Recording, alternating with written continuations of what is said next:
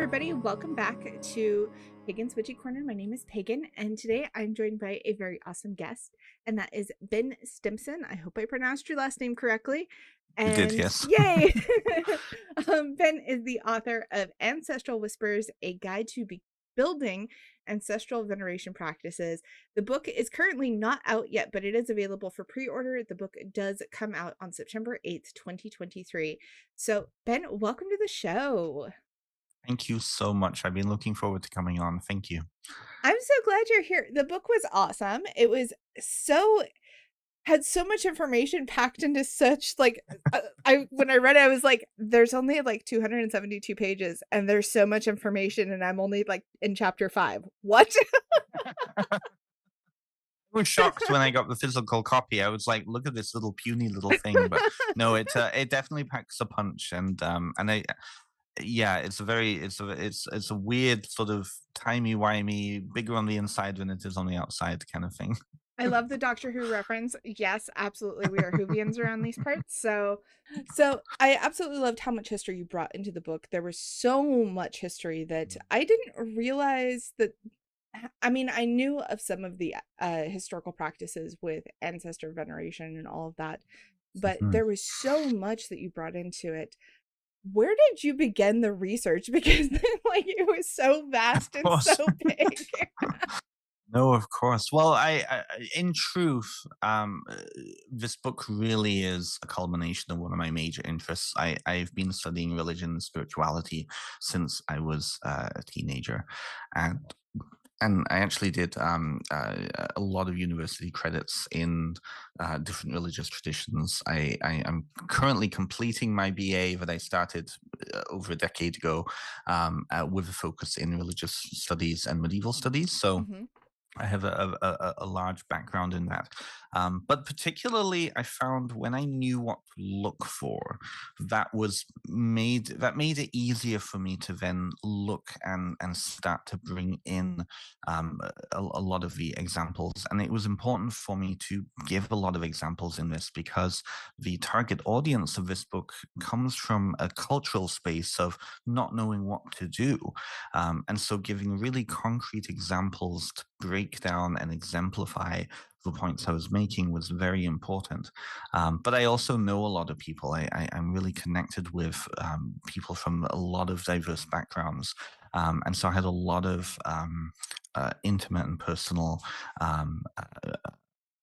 relationships I could rely on to ask and to connect with. And so when I was writing this book, it took me 8 months, and then with the editing process, 2.5 years to get this finalized form. So I had a lot of opportunity to kind of keep things in mind. Hmm. And so really that was my process in researching it is relying on my social network, relying on my past education, and also watching a lot of documentaries, which was the fun part.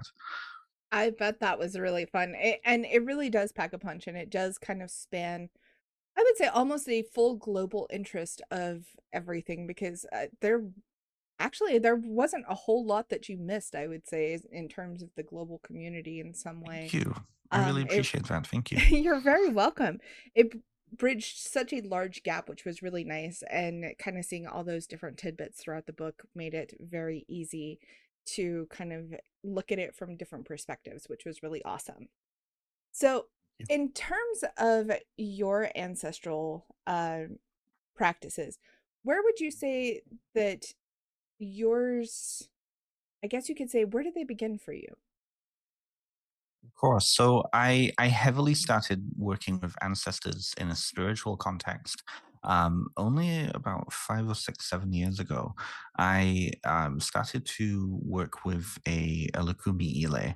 So Lukumi is an Afro-Cuban tradition. It's commonly called Santeria, but that's not the term that insiders use for it.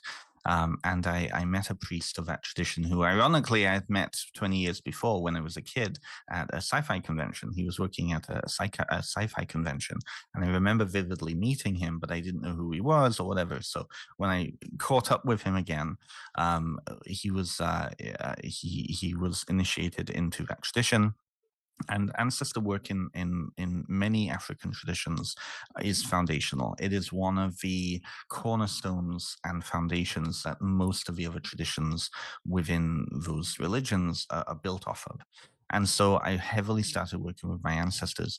Ancestry has always been, and ancestors have always been a big part of my life because as an immigrant, all of my ancestors are in another country. Their Hmm. physical remains are in another country. Their stories are in another country. I'm originally from the UK.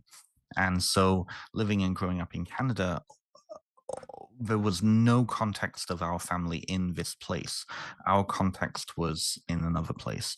And so ancestor work was very heavily picked up with and connected to relationship with that with home. So I would say that working with the ancestors in story form has been a big part of my life for a very long time, but as a spiritual tradition, it's only been the past few years. And that's really where the book and the genesis comes from. Is I saw a gap and a need in the pagan community because there wasn't a lot written about ancestors. There were maybe, I would say, probably in the past 20 years, the books on ancestor work, particularly for white people, particularly for the pagan community, particularly for Westerners, can fit on one small bookcase. Yes. Majority of the ancestor, it's true, right? Majority of the books that are on ancestor work are related to BIPOC and non-Western traditions, right? And Hmm. that's important. There's a reason for that because those cultures and those traditions have it as a natural and very vivid part of the tradition. Westerners have been removed from a lot of our ancestral traditions, and particularly Western pagans have been disconnected from those traditions because most of those traditions come from a Christian cultural worldview, right? So there can be a strange relationship between Western pagans and their Christian ancestors. But most of the reconstructed pagan traditions that are out there don't have those ancestral pieces because we don't have those ancient pagan ancestral traditions because most of those cultures were oral traditions that were broken, and so there's a big disconnect, there's big unsurety about what to do. And so I wrote this book with that understanding of bringing in relationship and building relationship with ancestors using the cultural context we find ourselves now, but also looking at worldview, building a tradition and building practices based on worldview. And that's a huge part of the book. The first part is all about worldview. Hmm. How do you conceptualize life? How do you conceptualize death? How do you conceptualize the ancestors? Can you expand that definition of ancestors? And then the second half of the book is on ritual and on all the various forms of a lived spiritual practice, and then how ancestor work can come into that. So That yeah, was wow, that is a lot. it is a lot, but it That was a is a lot. beautiful encapsule of what your book really does entail. And I also really particularly enjoyed the aspects in your book, especially in the beginning, where you Mhm. talk about all of the different outlooks of death in terms of world Yes. cultures. And that was Hmm. something that, you know, as growing up in America, of course, we're very Yes. disconnected from death. We're obsessed with it, but we're Hmm. very disconnected Totally. from it. So, Well, that's where that obsession comes from. right. That's where that obsession comes from, right? It's the same like in Japanese culture. They are obsessed with sex because sexuality is such a repressed part of their culture, Hmm. right? Whenever you find a culture that is repressive of a certain thing, you will find the counterculture is huge around that thing. It's funny. It's interesting. It is very interesting to kind of see how that works. And I Hmm. think that your book is going to make such a huge impact, especially in the pagan community, Thank you. because it does bridge kind of like you were saying, all those world gaps and everything Mm, else, but it also allows people to kind of decide where they want to take their own practice now that they're like, oh, I have been really. shown all these different avenues that could be taken. Hmm. And obviously, whatever avenue you choose, whoever's listening to this, make sure that you're doing it with respect, obviously, but Hmm. Hmm. and you do bridge those kind of things as well about, cultural appropriation and how all that works. So Yes, I think that it's going to be absolutely. a beautiful kind of introduction into where to really begin with working with your ancestors. Because we're kind of like, you Absolutely. should work with your ancestors. Cool. How do I do that? Can you Do I tell do me? that? Right. Yeah. Well, but this is part of the issue. A lot of Western pagans come from a cultural background which is Christian, which is orthodox, right? There's Mhm. orthoprax. There are right beliefs and right ways of doing something, or there's heresy, right? And so I think that mindset often is brought into our traditions, um, and we ask ourselves that same question. Well, what do I do?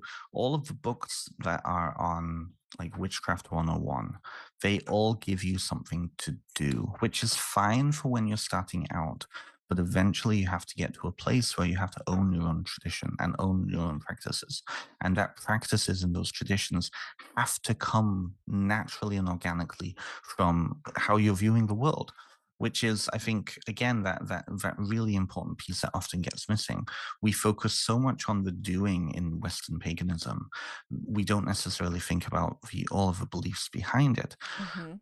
And I think there's reasons for that, but I think it's also the one has to be in relationship to the other and vice versa. So I really hope that it comes across in the book. It does That very well. oh, good, okay, good, really good, good. It does come across very well, and you do paint that picture very beautifully. And I want to talk a little bit about, because I would like to hear, obviously audibly, about kind of your thoughts on it. One of the sections in the book that really stuck out for me was the practice of bringing in kind of almost what you would call otherkin, or other types of spirits that aren't descendant ancestors, and Yes. even people of a fictional background that have influenced your life. Kind Yes. of, where did Mhm. that kind of come about, and what are your thoughts on helping people kind of figure out more about that, obviously, without, Totally. going deep So into the that book? is If you want to know more, read the book, but so it is one of my favorite aspects of the book, and it is something that a lot of the other podcasters who I've been talking to have been really interested in. I wish that I could claim that it was my own idea, but it was inspired by several others. It was inspired by the other cultures that I was reading about. It was inspired by the work of a anthropologist down. Well, she's a physicist. She's kind of an all over thing. But there's Dr. Lynn Kelly down in Australia, and she put out a couple of books on the power of story, and particularly the use of memory technologies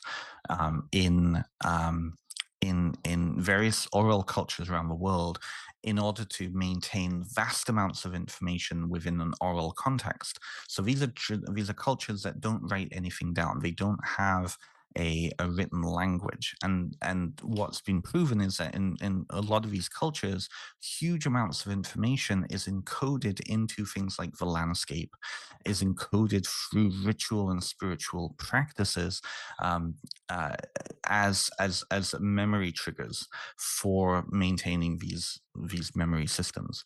And so I was really, really interested in that. And one of the cultures that she spoke about was the Kachinas in among the Hopi and the Zuni hmm peoples of the Midwest of the West. hmm I don't know the US that well, so it's there. Oh, in the I desert down know there, it right? very well. Yes. The Kachina, the Hopi region, and like the Kachinas, where you would find a lot of those, is going to be the west and southwest of the United States, particularly like New Mexico, Arizona, Four Corners kind of areas. Mm, My where I grew up was in Taos, and so okay. we were very good friends with lots of people of the tribe there. And Oh, wonderful. the I got to learn the stories of the Kachinas firsthand from them, which was really Yes. cool, and we had several of them in our Oh, that's house beautiful. that were gifted to us. So yeah, we got to Oh, learn all love about the it. Kachinas, and it was really I love interesting. it. When I was growing up, I was like, they're terrifying looking. Like, the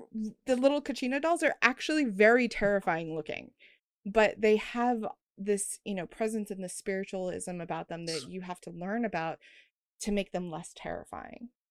So, Completely. yeah, it's a very Completely. interesting thing, and I was like, "I know about those when I was reading the book." It was really Right? fun. Well, and I mean, I've been aware of them because my interests are vast, right? But you can only go so deep when your interests are vast. So I was aware of them, but I didn't really look too deeply into them. But the way that she framed them in her book was that they are not seen as gods in the Western European sense, but they're also not just fictional characters either. They are mythological ancestors. They are folk ancestors that each symbolize a particular, um, uh, they symbolize particular parts of the culture, but Hmm. they're more than just symbolic representations. They are spirits in their own right. They are embodiments. They are all of these different things. But then, but and so the Kachina dolls, each one of them is not it's not just a doll. It is a piece. At least this is how Dr. Kelly was framing it. They are they are a document to be read. The symbols, all of the aspects of these individual dolls, inform you about the Kachina and how the embodiment of that Kachina, which is a part of the culture, the lesson, all of these things. Um, and so children learn with these dolls first in preparation for then encountering the Kachinas in dances when they come into, and especially coming from an ATR background myself, spirit possession is not something that I'm averse to, and it's something that I've experienced. Um, the idea of the spirit possessing individual dancers to then embody those kachinas within those dances, it becomes a sacred document that the whole tribe and the whole community is able to read and engage with. And so I started to think about that idea for myself. Well, these are a lot of the kachinas are ancestral. They're considered ancestral to the community. And that relationship is ancestral. I started to think about, okay, well, what are some of the characters in my life that I have had a relationship with that have meant something to me? And that can be my biological ancestors. That can be my affinity ancestors, those people and individuals who have contributed to my places of study or whatnot. But then when I looked at the relationship there, I thought, okay, well, what is the difference between me relating to a dead great great grandfather and his story, and me relating to an affinity ancestor from, say, the queer community who contributed to the rights that I now enjoy and fought for the rights that I now enjoy? What is the difference between me relating to them through those stories of those individuals and me relating to the stories of a fictional character? All of them have impacted who I am, all of them inform how I walk in the world. And so ancestor work then shifts from honoring a particular form of ancestor because of a particular biological relationship to then expanding that to look at relationships broadly. And so in that way, then ancestor work as a category merges with ancestor work, it merges with spirit work, merges with identity work, merges with deity work, because oftentimes I think a lot of the deities that we work with are we connect with their stories in some way. So I started to then expand that out, and I thought, okay, there's a lot going on here. It all comes down to relationship, and so the reality of the Kachinas um, doesn't matter. It Hmm. isn't then about if the Kachinas or the spirits or the Orishas or whatever are real, because their impact is real, right? Now, myself, I understand spirits as being independent and real forces in the world. I come from an animist perspective, but I know not all pagans do. I Hmm. know there's a lot of pagans who come to these traditions through that archetypal lens more, but the relationship is still the same. The impact is still the same. So Right. that's kind of how then that really informed then those two chapters, and I hope that that comes true. But that really was kind of what brought me and put me onto this.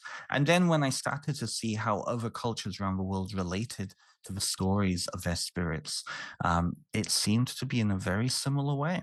And I tried to privilege as much as I could the voices of people from those communities. The trouble with a lot of marginalized communities and like cultures outside of the Western world, particularly trying to operate in English, is that often those cultures are needing to translate really untranslatable forms of understanding into English using loaded words like gods, angels, spirits, and blah, blah, blah, right? So then Right. you have, and there's issues. So it's kind of peeling behind that, trying to get a sense of it, but bringing it in then into the idea of relationships. So that was actually half the major research, was really trying to, are you actually saying that in that sense, or are you, is there more to this that needs to have more cultural understanding? So really, it was trying to gain more of a cultural understanding of some of these examples in as much way that I could, being an outsider to those traditions. I think a lot of it kind of, if you you're new to it and you're trying to figure out like, well, what does that mean for me? Like, where do I think that whatever it takes, whatever ancestor deity, otherkin spirit, whatever you want to call it, Mm. that, you are having that connection with, um, I think that a lot of it boils down to, yes, it may not seem quote unquote real to some folks or even Mhm, folks on the mhm. outside, but it's your belief that brings it into reality. And the belief that brings it into your reality and allows it to help you grow or be a better human, be a better witch, whatever it may be, that allows you to say that this is influencing me in a positive way. Obviously, if it's influencing you in a negative way, you should probably take a second look at that. That's exactly. That's not exactly Yes. how that's supposed to work. But if that's what's happening, you know, take everything with a grain of salt. And I love how in your book you also mention that not all ancestors have to be, you know, brought into your life because some are not Mm, good. Some have done some this is terrible so true. things that you're like, I really don't identify with that. And then I also like how you're like, you know what? The ones that were supposed to be so terrible and so bad, and I'm not talking about the ones that were like colonizers and horrible human beings. We're not talking about those ones. We're talking about the ones that were maybe put to death because they were the rebels of society, and but because they were basically fighting the system. And it's like, well, if you Mm, identify with that, maybe that's somebody that you should kind of talk to and see if they would be a beneficial ancestor to bring into your practice. So absolutely, yeah, it was absolutely. beautifully written the way you put it. Thank you. Thank you. Thank you. That is another key question, right? How do you work with ancestors who you have problems with, who historically were not great people? This is the trouble with, and I think this needs to be said. This is the trouble with Westerners and ancestor work, is that oftentimes how we see history is based upon a narrative of history. And some narratives are very, very close to what actually happened, right? The Holocaust happened. That is not debatable. And Mhm. the people who were involved in the Holocaust, there's a lot of focus on that. But then when you think of, I was just having a conversation before with somebody else about this. When you think about, like the outliers, the black sheep, right? How connected are you to that story? If you've grown up in a context in a family where you've been told that so and so great uncle was a horrible human being and that we don't talk about them, then you're not likely to talk about them. So I think it depends on the individual ancestor. I think it depends on your relationship with them too. And I also think it depends on what your goal is. I think that a danger with ignoring ancestors is that we don't then fully understand the context that we live in now and those aspects that may have originated with those ancestors. By understanding those ancestors fuller, Mhm. we understand that context, but we have to actually acknowledge that they exist. There's a lot of people in the South, for example, and in the United States and Canada too, who don't want to admit that their ancestors were slave owners. Mhm. But what damage do we do by ignoring that history? I think there's also another piece here about the idea of ancestral healing.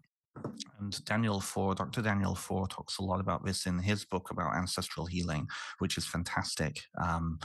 And he talks about the idea of healing by putting things into context, healing by taking the weight off of those ancestors, but also healing by, again, putting up those strong boundaries. It depends on the ancestor, right? If you have an ancestor who is irreconcilable, then putting appropriate boundaries around that individual. If you have an ancestor who was irreconcilable when they were alive, checking in to see where they're at now. Because just as I mean, I'm certainly not I'm certainly not an angel, right? I've Mhm. done some terrible things in my life as well. I think all of us have. In the context of that time of our lives, we need to have the capacity to be able to grow. Mhm. And I think that with ancestral work, part of the responsibility is conferring that idea that even in death, ancestors are able to grow. Dangerous ones are the ones that don't grow. And that's where I think people need to become aware and conscious of that.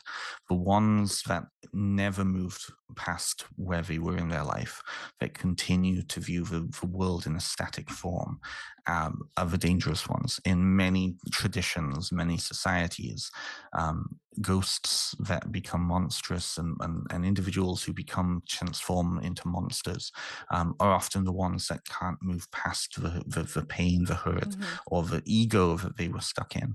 And then they become unhuman and they become a danger to society. At that point, then the ancestral work is going to the collective and allowing the collective to deal with those individuals, right? So it's a huge amount of thing, but I think that it again it depends on individual relationships.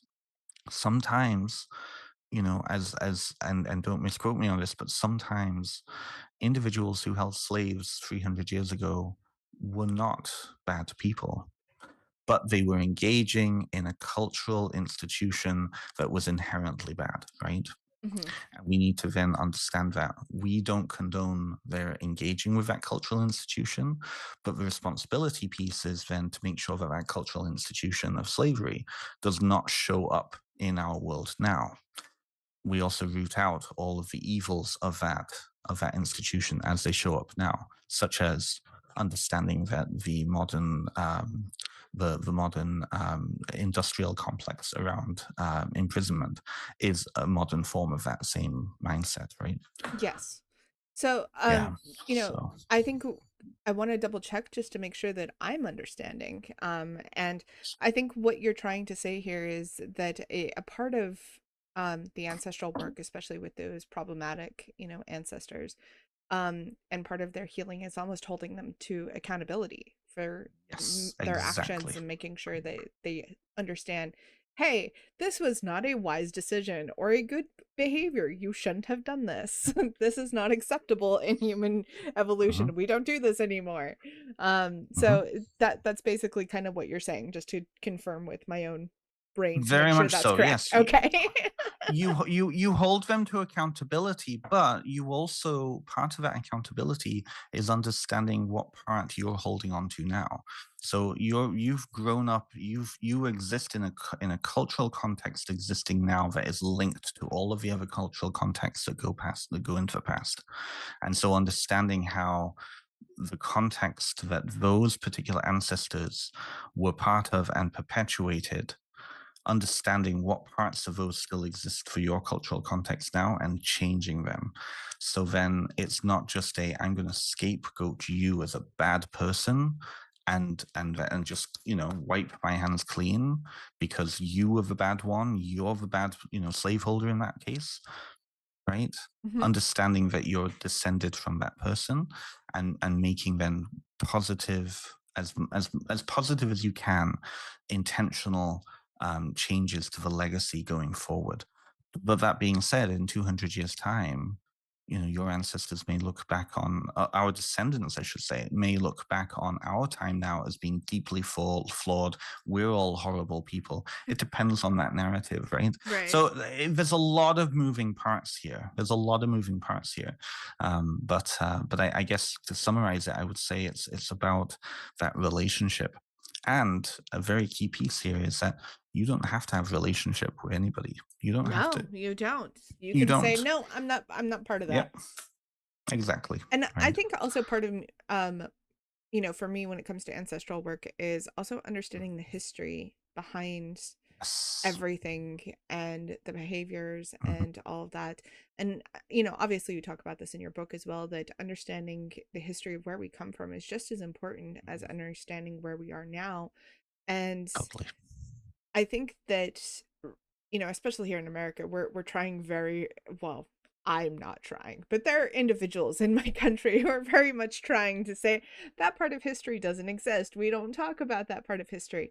And I think that there's Very much so. a very bad narrative that comes with that. And because that's kind of just squashing like a whole generation, a whole group of people under the rug and saying, you didn't matter, you don't exist because of X, Y, and Z. And a lot of times this Yes. happens, unfortunately, with people of color. And we don't, that's not good for them. And it's not good for us to not know everybody's history and know where everybody came from and understand it. You don't have to know every detail, but understanding is such a huge part of, I would say, paganism as a whole, not Totally. just Mhm. ancestral work. I would say, yes, spirituality as a whole is about understanding, and it's about relationship too. We can understand something while not having a relationship with it. But I think that true understanding comes from relationship. When we when we when we see ourselves in relationship with other, that other becomes friend, that other becomes family, that other becomes community, right? And as soon as that happens, it's no longer an us versus them. It's a we, right? And it Hmm. becomes very difficult to marginalize when you see other as we and not you, right? Yeah, it's so much better to be the we than the us versus them kind of thing. Um, Exactly. exactly the best way. So we are Yeah. just about out of time, but what, first of all, a couple of questions. Do Yes, you have a second book planned? And if I so, do. can you tease about it? If not, that's totally cool. Like we understand the secrets of book writing. That Of happens. course, yes. And question Well, two is obviously do you have any book signings planned? so, first question, yes, I do. I am working on it right now. It's an expansion of what I've already started with the ancestral work. Oh, nice. I'm looking now. So in Lukumi we have a saying, ancestors beneath us, spirits around us, and God above us. And so I'm kind of planning I can't talk too much about it, but I am planning a book similar style but focused on kind of spirit work and working with landscape and working with kind of the other figures around us. Um, so that one, I'm still plugging away with it. I don't have many details for that.